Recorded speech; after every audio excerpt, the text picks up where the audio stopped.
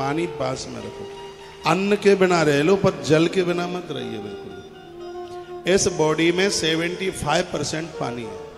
जब पानी की कमी आती है तो बाहर की ग्लूकोज की बोतलें लगानी पड़ती हैं, और जब ग्लूकोज की बोतलें लगाई जाती हैं तब उससे थायराइड होता है, उससे मोटापा बढ़ता है, कोलेस्ट्रॉल बढ़ता है, उससे हार्ट अटैक की समस्या हो जाती है।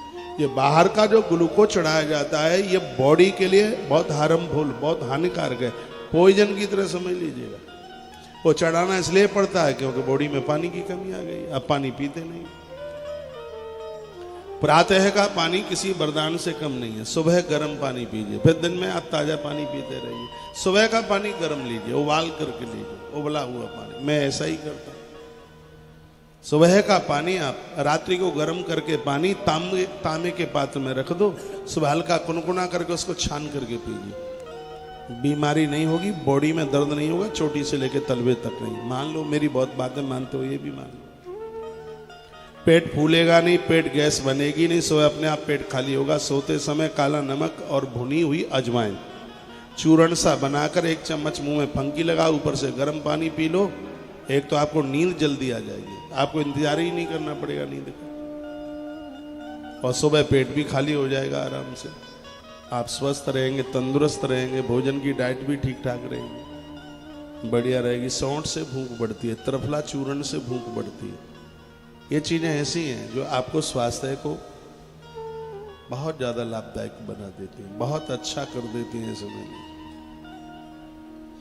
शरीर में कोई दर्द है, बॉडी में कोई दर्द है तो 1 आधा लीटर पानी गर्म कीजिए। थोड़ा वो जलने लगे तो उसमें 2 चम्मच त्रिफला चूर्ण डाल दीजिए। जब उसको उतार रहे हैं तब 1 चम्मच उसमें शहद और छोड़ दीजिए, फिर उसको ऐसे फेंट फांट करके पी लीजिए।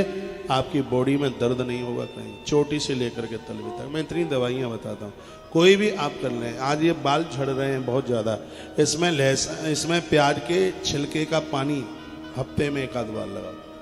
प्याज का छिलका रात को पानी में उसको डाल लो और फिर उससे अपने बालों को धोइए। 2 मुआ नहीं रहेंगे, चमक रहेगी, अच्छे लगेंगे, बढ़िया लगेंगे।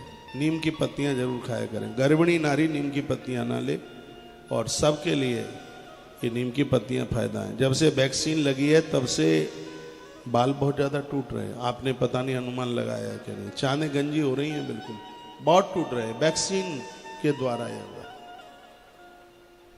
उसके नीम की पत्तियां, महात्मा चरक ने कहा था जिस देश में नीम और नींबू दोनों पैदा हुए और उस मुल्क के लोग बीमार होते हैं, मुझे अचंभा लगता है। अपने स्वास्थ्य का बहुत ध्यान रखिएगा।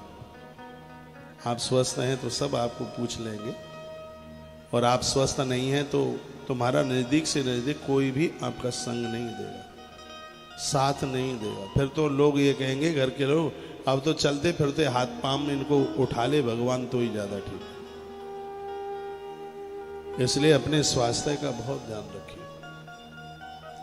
आप जितना बिस्तरा पकड़ लेंगे उतना ही परेशान। जिन मशीनों को बंद करके रख दिया जाता है उनमें जंग लग जाती है, खत्म हो जाती है, और जो मशीनें चलती रहती हैं वो लंबे समय तक काम करती रहती हैं। जिस दिन तुम बैठ गए समझ लो कि जिंदगी फिनिश, दी एंड।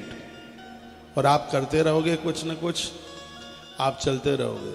बूढ़े भी हो गए हो तो कुछ घर में गमले रख लीजिए, खुरपी मंगा लो, उससे थोड़ा बहुत उनको निराई गुड़ाई उसको करते रहा करो। कुछ पेड़ पौधे फूल लगा लो, उनमें कभी पानी वानी देते रहा करो। यानी अपने आप को व्यस्त रखो। जितना अपने आप को आप व्यस्त रखोगे उतने ही बड़े आनंद में रहोगे। ये मन भूत की तरह, ये मन क्या है, भूत की तरह। यदि इस भूत को व्यस्त ना रखा तो मार डालेगा ये मन।